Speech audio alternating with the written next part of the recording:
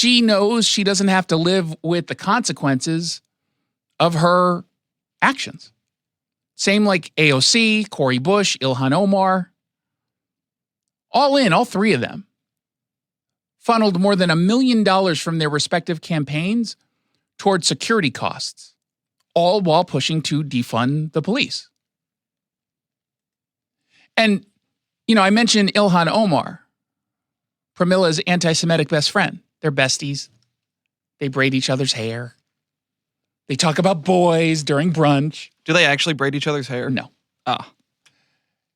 Ilhan Omar decided to weigh in on crime in, well, listen. I would say our country should be more fearful of white men across our country, because they are actually causing most of the deaths within this country. Now, that's an interesting point, because number one, it's false. That's the numbers are disproportionate for black men. That's the number one killer when we're looking at homicides. Now, if you're looking at just a raw number, then yes, white men, I think, are like 3,400, something like that. To, I believe, black men was 29 or 3,000. I can't remember off the top of my head. But the number of murders are disproportionately committed by black men. And by the way, the victims are disproportionately black and Latino. So let's use her stupid argument. And it is just that, it's stupid. Should you fear black men? Because it sounds like that's what she's arguing for. I think that's, I don't know, I'll go out on a limb and be controversial here and say that that's racist. And even if white men were the number one killers in this country, should we judge all white men because of the actions of bad guys? Because again, we can also extend that exact same logic or illogic to everybody else. That's the point you're trying to make? And let's just stick on this theme, because I find this to be rather amusing, but at least understandable. It's a story coming from Fox News. Pierre Omidyar. You know Pierre.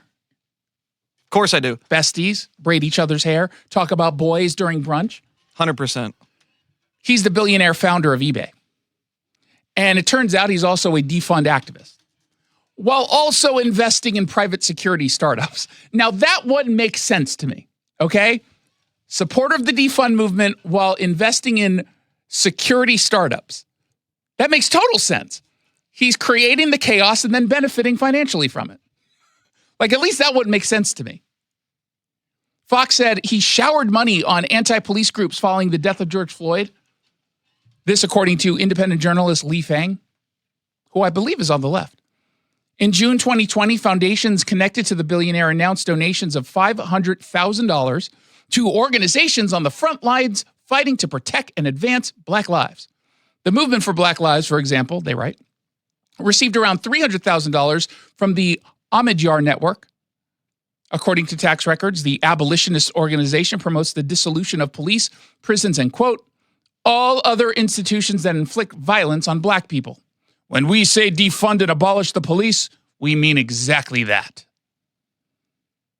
He also gave $1.3 million, or his network, $1.3 million to organizations to sponsor the website defundpolice.org. And yet he was also at the exact same time privately investing in companies that had a growing demand for their services because they provided security services.